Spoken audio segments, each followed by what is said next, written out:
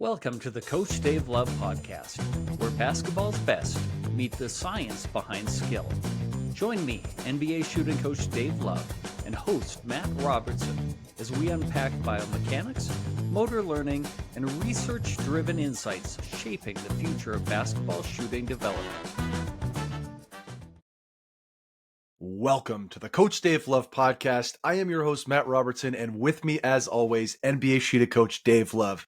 Dave, we saw each other in the flesh. We saw each other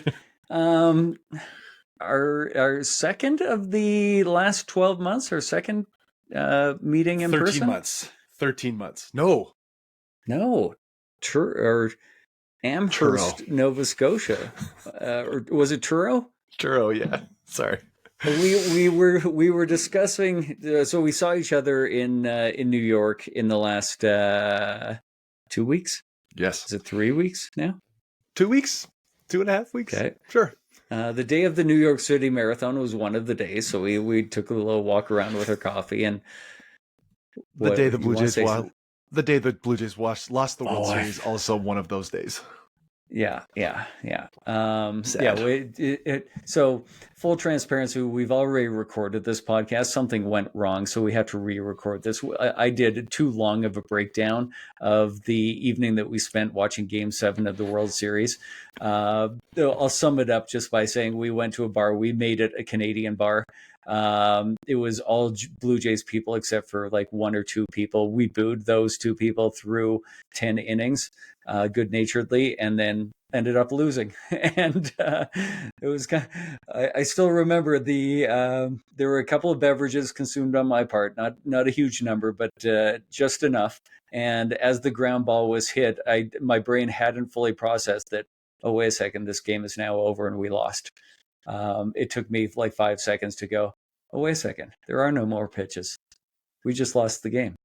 And not proud of that. But Dave, you saw my soul leave my body for about 30 seconds after the Miguel Rojas home run, and then again after the Will Smith home run. And this is not a baseball podcast, but my heartbreak is very real. Now, it kind of leads us into the mustache. Can you explain we talked about that on the first version of this episode. Explain the genesis of this mustache. Yeah, so if you're watching on YouTube, I apologize. And if you're if you're listening on Apple Podcasts, just check it out on YouTube and then I'll apologize for how bad it is. One of my buddies had, prostate cancer, yada, yada, yada. He's fine now. Also, my wife got really dialed into the Blue Jays over the last month and a half and thinks that Shane Bieber is quite a handsome man. And as do I. I've got the full on Bieber fever. And she said, hey, for November, would you consider the mustache? And I said, sure, I would. And here we are. That is amazing. That is amazing and terrible both at the same time. It can be two things. Yeah. But no, I understand it. And I think I made a joke at some point in version 1 where said your wife seemed to have a crush on every single Blue Jay. All for very different reasons, but there were a number of crushes that were going on between Alejandro her Kirk and her boys. Great body. Yeah. Sorry. Continue on. All right, perfect. Anything else to break down, or do we just get right into it? Let's jump right in. We're keeping this one a tight 40 as per usual. Obviously, as we always do. Yeah. So you're aware of the article that came out in The Athletic 3 weeks ago or a month ago about the revolutionary constraint-led approach and how it's taking over parts of basketball. And I'll start by saying we've discussed this in my Masters of Skill Acquisition course a couple of times. It's come up in conversation. And we actually had one of the godfathers of the constraint-led approach or ecological dynamics, Keith Davids, come on as a guest lecturer, and he brought up the article and said, his only misgiving about it was the fact that they use revolutionary in the title. And he says, this has been going since 1986. And so it's hardly revolutionary. It has been at the forefront of people's minds in different sports for a couple of decades. It's gotten traction in a lot of sports over the last decade, and so to call it revolutionary is a little bit of a misnomer. But I wanted to go into, since this is a hot topic and this is something that I'm trying to dive into. I want to go into how, like, the most common constraints that I use. So we've brought CLA to the big stage, finally, constraint-led approach, quote unquote, to the big stage. But Dave, you've been doing it for a couple of years now. Like, I'm really curious to kind of dive into this for the listeners, because some of these are so simple that you can really kind of find places to salt and pepper them kind of into your practice as you go. Yeah, and I want to say, like, before we even get into it, that I'll explain a definition of a constraint in a second. But I think a lot of people, even if they don't, they think, like, why are we talking about this new acronym? And it's just a reinvention of these old ideas. You're right in a certain way. Like, I would bet that even the least educated coach has still done a good amount of coaching that we would argue is a constraint-led approach, just by discovering that, hey, this works pretty effectively. And so you probably already do a good amount of this stuff without realizing that it might be a constraint. So let me start by just kind of explaining what a constraint is. A constraint is basically, we'll think of it as a rule that we put on a drill. It doesn't need to be a rule on a drill or activity that forces exploration of other solutions. And so I like to kind of think of it as a rule, although I'm sure the scholars would jump all over me for using that particular word. And there ends up being three different kinds of constraints, and then essentially have morphed into a fourth different kind of constraint. So let me see if I can figure out quickly how to do this, because I have another graphic that I want to work in Oh, here. Is this going to work? All right. so high tech. Fairly seamless. So we started off with, if I can go back to the beginning here, we started off with three different kinds of constraints in the original model, I believe by Carl Newell in around 1986. And the constraints could be an individual constraint, a task constraint, or an environmental constraint. So an individual constraint would be a constraint around the individual. And these are things like your flexibility, your height, your speed, um, your experience, like things that the player doesn't necessarily have a bunch of control over. This is probably the kind of constraint that we are least likely to add as a coach, where we just don't have a lot of control over individual constraints. Environmental constraints will be kind of the next that we have a little bit of control over. So we can adjust the environment, like by changing the basketball, by changing the rim, by changing the floor, the temperature, the noise, those sorts of things that sort of occur around the player. And then the thing that we end up controlling the best as coaches, or the most as coaches, will be the task. So we can adjust the task in various different ways, and this will be a lot of what I talk about. But over time, I started to think, like, there are certain cues that I give that I'm not sure, or I think I'm using a constraint, but I can't be certain that it's actually a constraint. It feels like instruction, and it turns out there have been suggestions over the last number of decades about adding to the official list an informational constraint. And I like to think of these like as an external cue that sort of guide the learning. And we'll talk about one of those as we get into my list. So just first of all, an understanding that those are the kinds of constraints that we can have. Any questions on that so far? So I was kind of racking my brain, also listening while you're talking about individual constraints. So I have a player. I know that this is something you say we're not going to use very often. I have a player who is in his second year of university, and he just is too athletic for his body, and that he hasn't sort of learned. It's a problem that I've always had, just too athletic, of course. But no, he often is moving a little too quickly. Would putting a constraint and trying to force him to play slower, is that an individual constraint, or is that still a skill constraint or a task constraint?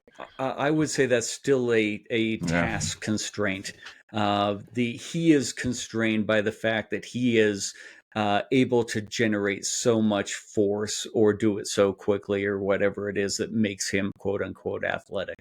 That is his constraint. Whereas I am constrained in the opposite direction, where I'm not able to generate very much force or do it very quickly, and thus my playing career came to a pretty abrupt, quick end. So we all have those physical constraints or individual constraints that we sort of come to that make us the person that we are and the player that we are. So really, again, you can adjust the environment a little bit, but not a lot. We're really, really mostly dealing with task constraints.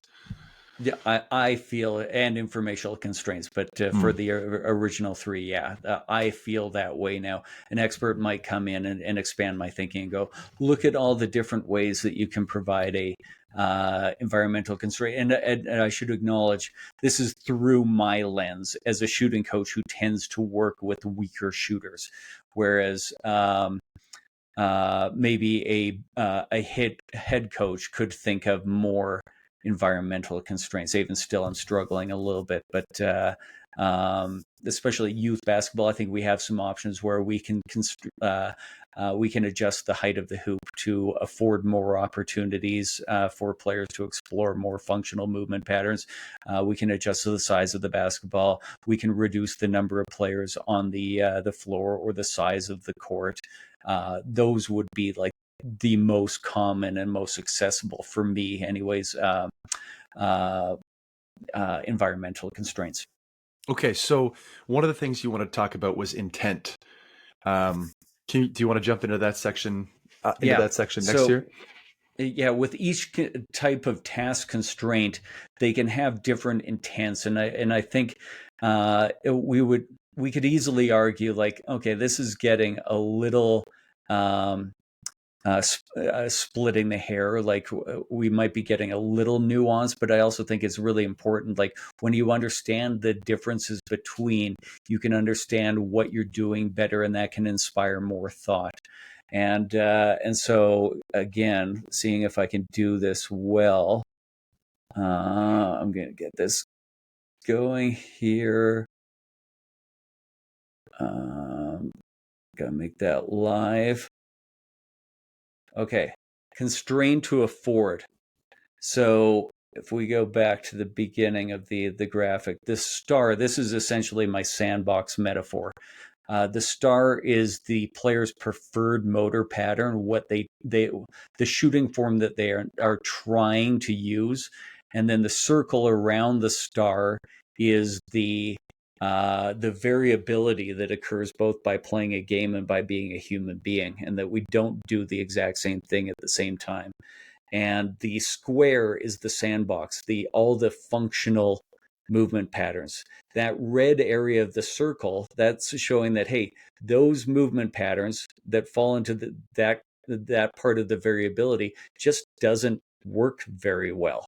And so what we want to do is we want to use a constraint, which I'm kind of showing with the magnet in the bottom, to pull that movement pattern towards the center of the sandbox, where we have a little bit more functional room for more functional variability. And so the task constraint, the first constraint to afford is forcing exploration of a new part of the sandbox, or guiding exploration towards a new side of the part of the sandbox. So two pieces here. First of all, quick shout out to your newsletter on your website, because a week ago I got a prompt via email that says, "Hey, go watch this video about my sandbox analogy," and it's like 11 minutes, and it's a really great kind of deep dive into the sandbox. But Dave, could you just give like a really brief description of the sandbox, both the literal and metaphorical sandbox, for if we have first time listeners? Sure. Let me get rid of this for a second. We'll come back to that. So the sandbox, essentially, as I mentioned, is all the functional space, all the different ways that you could shoot a basketball and have it go in. So I want you to imagine, again, you're a parent in the 1950s, and you're taking your kid to the playground, but they're a little toddler and they're not ready for the slide or the seesaw or the swings. That stuff they're going to get hurt on. So you want them to have a little room to explore and have fun, but it's got to be a safe place. And the sandbox was the safe place. If you're a parent taking your kid to the playground, you're going to put them down in the middle of the sandbox. You're not going to put them down at the edge of the sandbox where they lean the wrong direction, they fall out, and now they're getting their head hit by a rock, or some other kid with a stick is coming along and bashing them on the head. You want them in the middle of the sandbox because that gives them the most room to explore while being safe. So from a shooting perspective, the sandbox are all the functional movement solutions, all the ways that we could shoot the basketball that will often result in a made shot. All the space outside the sandbox, that's the dangerous area that we're trying to avoid. Those are all the functional or the dysfunctional movement solutions, the habits that we have that would result more often than not in a missed shot. And what players do that are weak shooters is their spot in the sandbox is too close to the edge. And too much of their variability spills over the edge into the dysfunctional area. And so rather than teaching them to explicitly go to the middle of the sandbox and repeat the middle of the sandbox over and over and over again, ecological dynamics is suggesting we want them to explore the sandbox and explore all the different functional ways that they may need to make shots in games and gain experience with those different movement solutions. So, from a literal perspective, if it's on the left side of the sandbox, think Lonzo Ball. The ball is out here. And if it's on the right side of the sandbox, think Matt Bonner. The ball is out here. And it's a literal square of high release points, low set points, and so on and so forth, right? Yeah, I'll make sure I link to the video that you're talking about in the Cool. show notes so that people can kind of check that out. So we've got one intent of a constraint to afford an opportunity to explore another part of the sandbox. The next one that we can got to figure out how to get this back. We can constrain in order to inhibit. So building a fence around that area so that you can't explore that particular function solution that isn't particularly functional. You have to explore some other area. So constrain to afford or constrain to inhibit. Could you give an example briefly of constraint to inhibit? Well, I think this is a bit of a gray area, and but the one that I would go to is for inhibit would be push drill. That as soon as I'm pushing you and creating a bunch of negative energy, I'm basically not allowing you in the part of the sandbox where your feet could get narrow. That is, you're going to naturally, but then it really depends on our perspective. Is it Yeah, is the magnet pulling or is the fence keeping outside? fair enough. So again, like, these aren't hard, fast rules. These are just different ways to look at the constraints so that we can inspire some thinking around that. Next on our list is going to be constrain to perturb. So once we have a fairly functional movement solution, can we constrain the drill so that we are forcing the variability, the circle, to increase and increase in size, so that we have to explore other functional solutions as well. And the opposite end of the spectrum would be constraining to stabilize. That we have this dysfunctional movement solution, and we're trying to guide towards learning the more functional solution towards the middle of the sandbox. So there are more. There's really about 3 that show up in research often, and sometimes with varying names. Those are the 4 that kind of really resonate with me, like inhibit, perturb, afford, or stabilize. So all that kind of theory out of the way, which again, I do really appreciate because that's sort of the foundation of learning. But really, for the average coach, like they want to know kind of this is the practical piece of this. So Dave, let's take a quick break. And then when we come back, we're going to get into kind of a little bit of a list, a little bit of explanation of your favorite constraints to use or the ones used very often. Coaches, if you want to keep getting better at teaching shooting, I've created a free shooting newsletter just for you. Inside, I break down the habits and principles that I teach to NBA players. Concepts like the sandbox analogy, positive and negative energy, shot metrics, and how to actually design drills that transfer to games. Every email is designed to help you see shooting differently so that you can cut through the noise, challenge old assumptions, and give your players a real advantage. I've consulted with NBA teams, NCAA programs, national federations, and youth organizations around the world. And the insights I share in the newsletter are the same ones I share with them. If you're not on it, you're simply missing out on tools that other coaches are already using to develop their shooters. Sign up today on CoachDaveLove.com and start learning the skills to help your players unlock their potential. And welcome back. All right, as this is the first commercial break, Dave, as we always do, coming out of a timeout, we execute an ATO or an after timeout. I put 24 up on the thought clock in my office, and you have to give a concise look at one of the points we just discussed in the last segment. Okay, because now I'm wasting time. A constraint is a factor that shapes how a movement or a behavior emerges, and we can think of those in 3 different ways: an individual constraint, a task constraint, or an environmental constraint. So that'll be where I started with. I had a great ATO in version 1 that just popped into my mind, and then I realized, wait a second, here I am standing on the sideline, and I'm talking to my head coach about where I went for dinner last night, and you're holding the ball. Yeah, and the referee's just counting out 3, 4. Timeout. Yeah. Okay. So Dave, let's get into sort of your list of most often used constraints, and we're probably going to start on the most used end of things. Do you want to start with the hits and work your way down to the niche?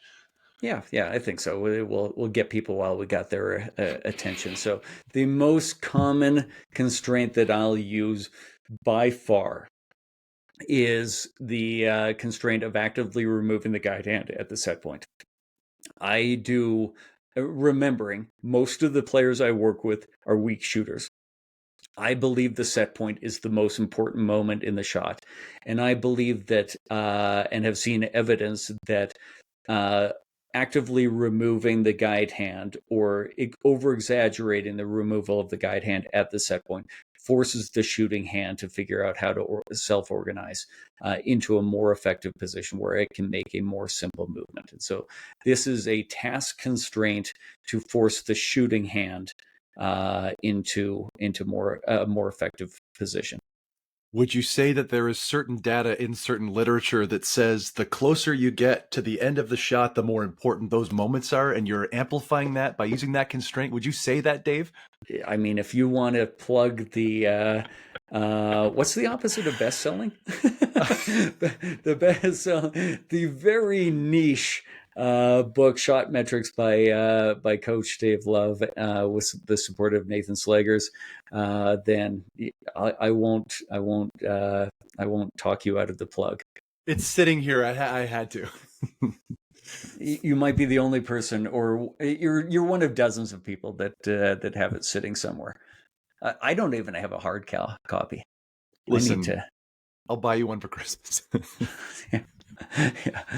Perfect. All right. So constraining, so removing the guide hand from the basketball, helping people to self-organize. Um, we talked about this previously when we were together, but this is one that I'm trying to use with one of my players right now. And again, one of the pieces that I really respect about your work is that um, you're giving us the recipe, but it's not that simple. Like, just because I know the list of constraints doesn't mean I can be an NBA shooting coach anymore.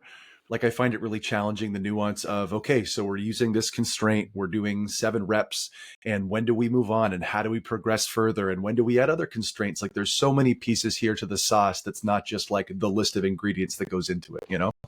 Yeah, and I'm glad that you shared that because I hear that from a lot of people, and I think it comes down to experience. Like you just don't have the experience of like, can I move on? In which way should I move on? Mhm.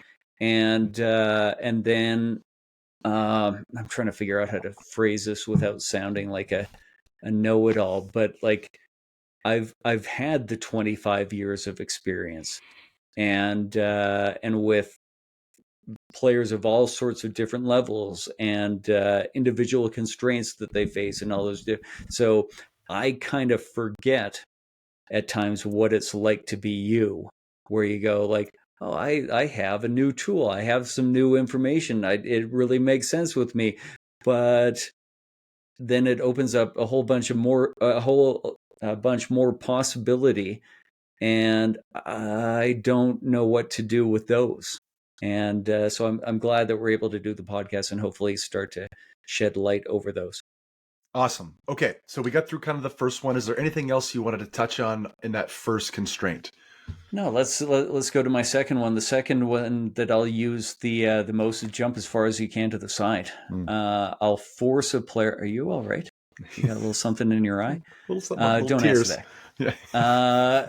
I'll force a player to create a huge amount of negative energy, and then allow them to self-organize and figure out how to stop that negative energy. So the instruction would be jump as far as you can to the side. I'll often in the beginning supplement that constraint with another constraint and just say like you you have to land both feet at the same time. And one of the things I've learned in my uh, skill acquisition master's program is that I was using my experience to freeze degrees of freedom for the player. And they may have figured out to freeze those degrees of freedom themselves. Essentially, I'm telling them use your legs as a single unit, for two reasons. Number one, now you've got a smaller amount of things to think about in order to control, not really think about, but just degrees of freedom to control. But I also used it as a constraint because I found that when I forced you to land both feet at the same time, players would naturally explore their feet wider. If I allowed them to a 1-2 step, they could continually explore their feet narrow because they now had the affordance of 2 steps to stop their energy. And great, that's also a correct solution, but it's keeping you in one part of the sandbox, and I'm trying to get you to explore other parts of the sandbox. And so that would be a task constraint as well. Um, Jumping as far as you can to the side with the intent of destabilizing the footwork or foot position, and attempt to explore a new part of the sandbox with a new footwork or foot position. It's funny. So, super short anecdote here. Um, I really struggled with your usage of the word solution in the past. And like, I was like, oh, I get the intent, but like, I kind of struggled with bringing it home. And in the podcast we did with Kevin Pangos, he was talking about getting a shot off in college versus in the NBA and EuroLeague. And he's like, the solution that I had in college just didn't work in those other settings, and so I had to find a new solution. And just the way that he used that language, it really clicked for me. And so as you're talking about this now I have sort of an awesome visual of, oh, this is like the wider feet as a solution for catching my balance, sprinting to the corner to catch, for for a spot up three off a fade or whatever, right? But I have an idea in my head now. So for the listener out there, like, stay with this, because some of the terminology is challenging if this is your first episode or your second or your third or fourth, but it will click. It's like the external cues, Dave. It just has to be said in the right way for that person, and then it will click and we'll be good to go. Yeah, I do. I do a moment, sort of piggybacking on what you're saying. I do a moment in my clinics as often as I can, where okay, we'll have guided players towards exploring around getting your feet hip width apart, and why having narrow feet might be detrimental or get them close to the edge of the sandbox, and then why super wide feet will be the other side of the sandbox and detrimental in a different way. And I'll have a moment where I'll stand on one foot, so the narrowest base that I could possibly come up with as a human being, and I'll say, "Am I on balance right now?" And all the kids go, "No," and I go, "Yes, I am. I'm in control of my body." But I'm only in control of my body because this environment was so simple. I'm standing on a flat floor. I wasn't moving. I had a few seconds to know that I was about to lift my other foot and engage my core and do all these different things. So this solution, this habit, was an effective solution in this ultra simple environment. But the problem is, it's not going to be an effective solution in a game like environment. So you can get away with shooting around by yourself with your feet really close together and on your free throws in a game, and maybe on your open catch and shoot shots. But the moment that you're really moving sideways or laterally and somebody's leaning on you, that's not going to be an effective solution. So like, I find myself using this sort of terminology as I better understand what ecological dynamics is, and I'll also try and, like, a solution is essentially a shooting form, or and a motor pattern is essentially a habit, and we'll try and talk about it both with the more academic language, which I might get wrong because I'm still learning from time to time, but also like the more coach accessible language.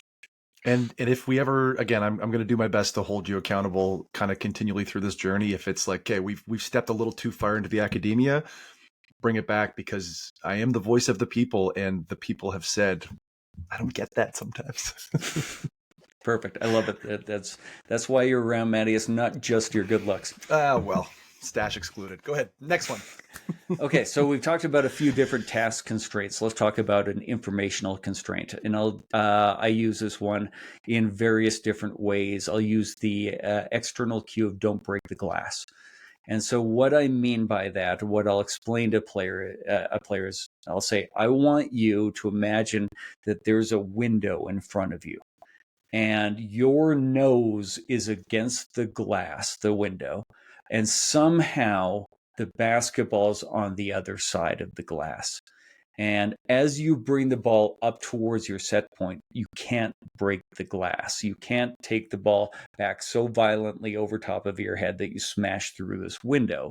You've got to keep the ball on that side of the window, and keep the ball in front of you would be another way that I would say it. And so while it's an external cue, it's also a fairly effective informational constraint to help the player kind of attune to the feeling of keeping the ball in front of them and not taking it back over top of their head. I love this one. Perfect picture of exactly what you're asking without telling them exactly what you want explicitly. I really like that. Thank you, Matt. Next one. We'll go back to a task constraint. Players often find that we often have players that shoot with flat arc. And so really, really simple, like, these constraints don't have to be difficult. Set up the Dr. Dish or whichever brand of rebounding machine that you have, and it has that netting that surrounds, that forces then the exploration of, you've got to get the ball up to at least this height in order to clear the netting.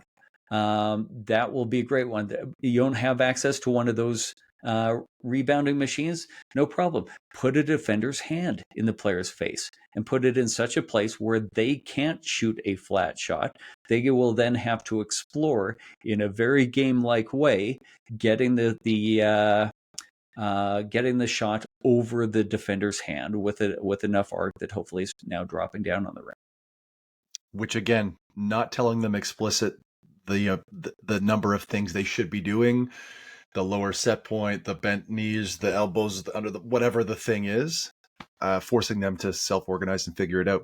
Dave, again, love this. Keep it going. Yeah, I'm not explicitly teaching them how to get arc. I'm just forcing them to have to get the arc, and then I can further constrain when if I see that, okay, your solution that you're coming up with isn't, it works in this environment, but it's not going to work in a game. My experience tells me this, and so I can further constrain with, okay, you've got to get it over the defender's hands while also kind of doing this, and so we can layer constraints. It's not that whatever they come up with will work.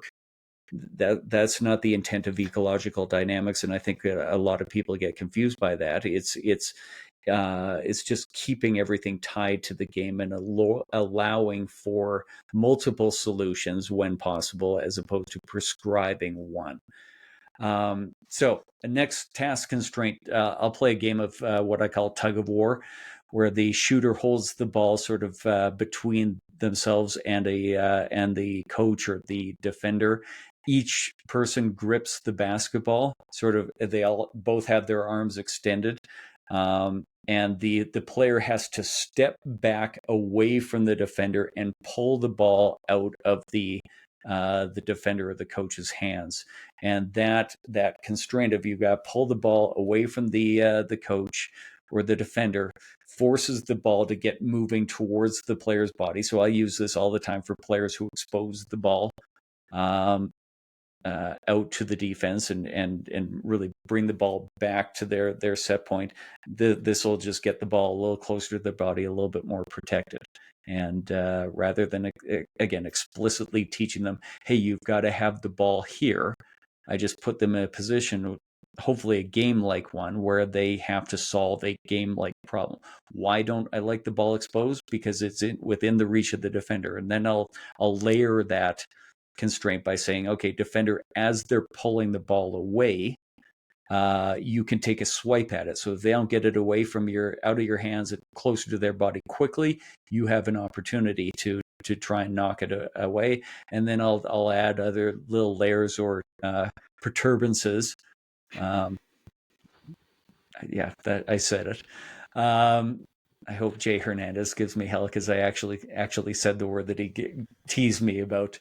Anyways, distracted. Yeah, adding a perturbance to okay, you're each gripping the basketball. We're adding a little noise to it, and I'll say to the defender, all right, just as you feel they're pulling the ball away from you, you feel the ball starting to move, just swing it out to one side or the other.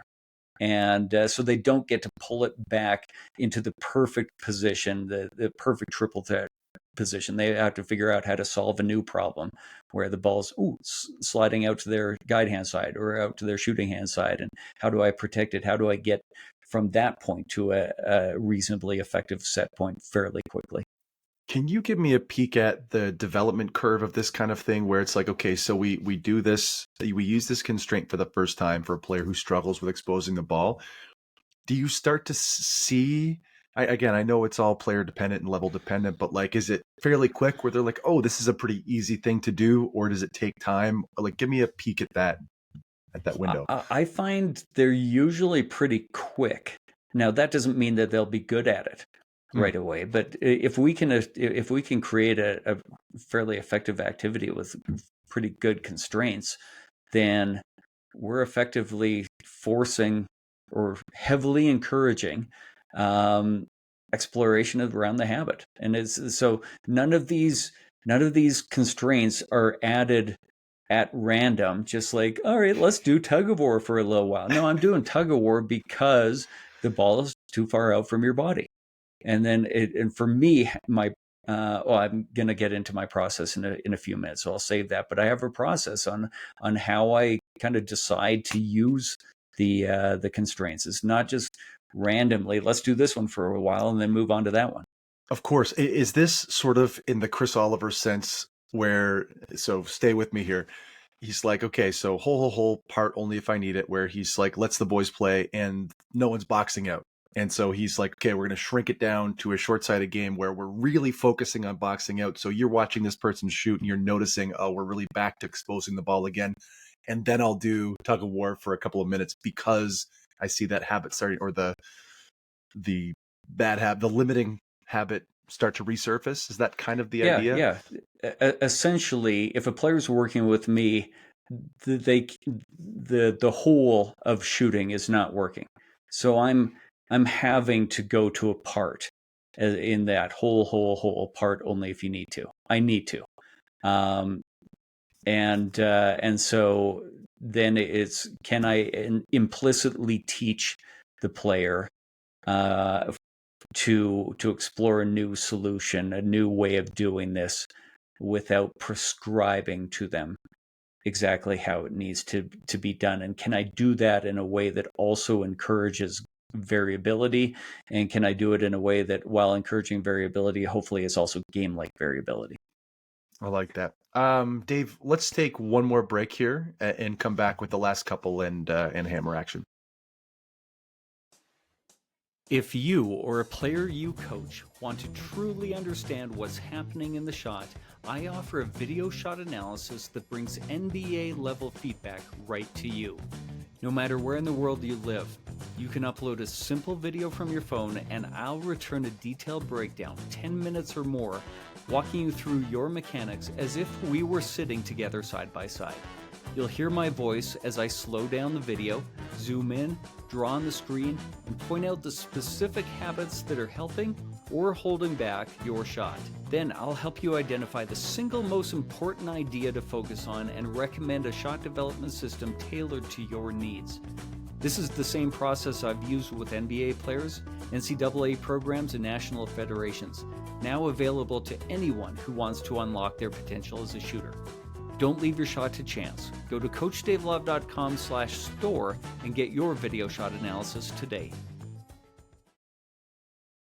All right, Dave, welcome back. This is an ATO. I'm going to put 24 up on the thought clock in my office, and you're going to give us a concise look at one of the things we just talked about in the last segment. The one I want everybody to get, the constraint I use all the time, is the removal of the guide hand at the set point and just over exaggerating that removal to force the shooting hand. Force the shooting hand to figure out how to self-organize. And I do this in a variety of different ways with a variety of different form shooting drills, but then I also layer them to add task complexity and game representativeness or challenge or game-like elements back into the practice. Couple extra passes, but we got there. I like it. Every once in a while I'm good at this. Every once in a while it just goes off the rails. And in my head I'm thinking, stop talking. Stop talking. And what's great is this is a nice little constraint that forces me to stop talking every once in a while, but it also gives me a fair amount of freedom. We might need to reset to a 14-second shot clock. Offensive rebound. Every once in a while. Yeah. But that's for another day. All good. All right, what's the next constraint, Dave? Okay, I'm going to go quickly through two because if I'm being totally honest, I don't use these very often. And when I do, I use them for very, very small doses. We could use a heavy ball. So that would be a great example of a environmental constraint. For somebody that shoots a very two-motion shot where the ball lifts towards their set point and then makes either a big negative move or completely stops unnecessarily, we could just put a heavy ball in their hand, find the appropriate distance, and say, hey, you got to get the ball there, which will probably encourage them to keep the ball moving. And so that would be one environmental constraint that I use. Another one would be shooting over the backboard for people with flat shots. I'll typically layer this with ABC, one of my contemporary form shooting drills, and not just. I find that the ideal place to stand to kind of make over the backboard realistic is also really close to the rim, and really so it's kind of unrealistically shooting the ball up, and so I'll layer it with ABC, so that I can try and keep them in more realistic game positions, as opposed to like they may solve the problem being that close by just bringing the ball way back over top of their head, and now I've solved one problem by creating another bigger one. And so those will be two examples of an environmental constraint that I'll use on occasion. But, and again, I think this dovetails with the next piece, is that you're being creative in trying to find a way that is addressing this issue you're seeing, right? It's not just you got them out of the textbook and you're applying them as you go. You're being creative in creating these as you need to address different habits or deficiencies. I hope so. And then I'll often, like with over the backboard, when I do use it, I'll usually follow it up by like, oh, we'll shoot 3 of those until they're actually able to get the ball up to the height of the backboard as apex. And then I'll say, okay, that's a little bit of an over exaggeration. But while we were doing that, and I'm so corny, I'll do this with pros. Like an invisible man came in and installed 3 backboards around the rim. So there's now a backboard on each side. You've got to go over the imaginary backboard, and usually guys will just look at me and shake their heads like, you're such an idiot. Like, why? And I'll be smiling, thinking, I'm such a goofball. But yeah, that's my sense of humor, and hopefully by that point they appreciate it. You're a dad. You're allowed. Exactly. Dad jokes are the best or worst. All right, Dave. So let's get into hammer action then. Hammer action is sort of the last segment of the show where we hammer home an actionable item that coaches can use in their everyday experience. Yeah. So my the hammer action is going to be my process on how I design a constraint drill or decide which one to use. And so first thing we have to do, we have to start with the intent. What movement pattern, what habit, what solution do we want to guide exploration around? What do we want the players to learn? And then I try to then think, what kind of an activity could I create that will almost force them into this position? So they're not on very good balance. Their feet are really close together. Well, what kind of solution is going to force them to get their feet wide apart without me teaching them to get them wide apart? I'll just get them really off balance, and they will either fall over or figure it out. And so I create that problem for them, and then as I'm doing that, I'll decide, okay, how can I add variability? Do I need to adjust the level of difficulty of this? Am I in the challenge point? How can I add variability? And then how can I add game representativeness to this? And so variability, we can just kind of change the distance or the spot on the floor, change the direction of the movement. That's just adding variability, but it's not really increasing the challenge of it. If I've found the right level of challenge, I can change the location of the pass. And then, like, okay, you're moving sideways. In what kind of situations are you moving dynamically sideways in a basketball game? And the players will say, okay, well, when I'm drifting to the corner in transition. Okay, great. So let's put it into that context a little bit and try and make it more game-like. That's essentially the process of decide the intent, constrain to guide exploration, add variability, add game representativeness. So find your own way. Basically, you use the sliders, and I know you've compared it to an audio engineer adjusting the different levels of the different instruments and vocals and all the other pieces, like to find the thing that's going to work for the player and for the habit that you're trying to create or get away from.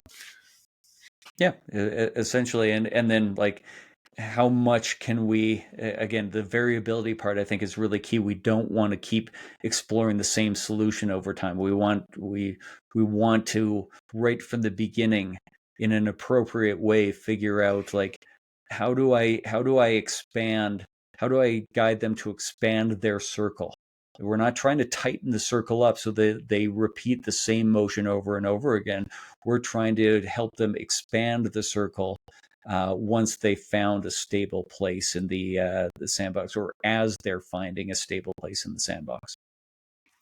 Awesome job, Dave. I always, again, we've covered this topic before very recently, and I still feel like I learned today. So, Dave, if the people are looking to find some more of you, where can they find you on the internet? Best place, go to my free newsletter at coachdavelove.com, or find me on social media. Instagram and Twitter will be the best, at Coach Dave Love. I am Matt Robertson on LinkedIn and at Coach Matty Rob on X, Twitter. Once again, I want to plug, and should have done this earlier, please send us your questions. If you have burning questions that you'd like to hear from us, send us a voice note, give us your name, where you're from, the level you're coaching, and your question in a voice note. And you can send that to podcast@coachdavelove.com, singular podcast@coachdavelove.com. And we'll take and play the best ones on the air. We really want to hear from you and make sure this content is what you need and what you're looking for. Thank you for making it all the way to the end, sticking with us. Please rate, review, subscribe, tell a friend, and we'll see you next week. You've been listening to the Coach Dave Love podcast. For more insights, make sure to sign up for my free shooting newsletter and access exclusive resources at coachdavelove.com.